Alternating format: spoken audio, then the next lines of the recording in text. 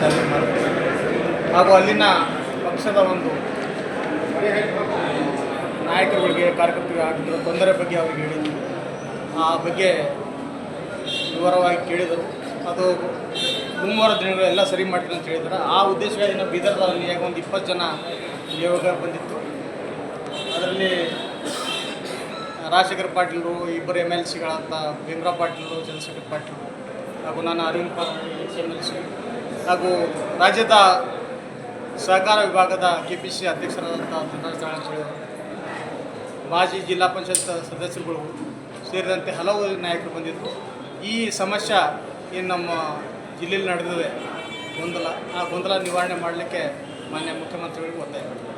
Sir, ಈಗ ನೀವು ಕಳೆದ ಹಲವಾರು ದಿನಗಳಿಂದ ಮುಖ್ಯಮಂತ್ರಿಗಳಿಗಿರ್ಬೋದು, KPC ಅಧ್ಯಕ್ಷರಿರ್ಬೋದು, AAGC ಕಾರ್ಯದರ್ಶಿಗಳು ಸಹ ಮನವಿ ಮಾಡಿದ್ದಾರೆ.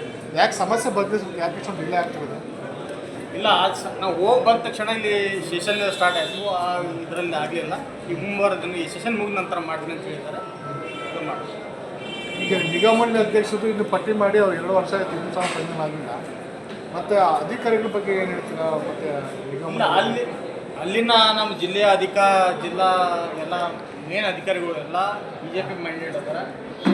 ಅವ್ರನ್ನ ಎಲ್ಲರನ್ನ ಚೇಂಜ್ ಮಾಡಿ ಬೇರೆ ಅಧಿಕಾರಿಗಳನ್ನ ಹಾಕಿ, ಯಾಕಂದರೆ ನಮ್ಮ ಕಾಂಗ್ರೆಸ್ ನಾಯಕರುಗಳಿಗೆ ಆಮೇಲೆ ಕಾಂಗ್ರೆಸ್ ಬೆಂಬಲಿತ ಎಲ್ಲ ಪ್ರಜೆಗಳಿಗೆ ಸಹಕಾರ ಆಗಬೇಕು. ಯಾಕಂದರೆ ಈಗ ಏನಾಗ್ತದೆ, ಬರೀ BJP ಒಬ್ಬರಿಗೆ ಹೆಲ್ಪ್ ಆಗ್ತದೆ. BJP ನಾಯಕರು ಏನು ಹೇಳ್ತಾರೆ ಅವರು ವರ್ಗಗಳಿಗೆ ಆಗ್ತದೆ. ಅದನ್ನು ಬದಲಾವಣೆ ಮಾಡಿ ಅನ್ನೋ ಉದ್ದೇಶದಿಂದ ಮಾನ್ಯ ಮುಖ್ಯಮಂತ್ರಿ ಒತ್ತಾಯ ಮಾಡಿ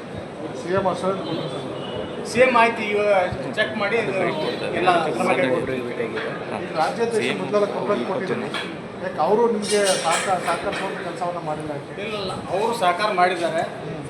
ಈ ಬಗ್ಗೆ ಅವರು ಗ್ರೌಂಡ್ ರಿಯಾಲಿಟಿ ತರಿಸ್ಕೊಂಡಿದ್ದಾರೆ.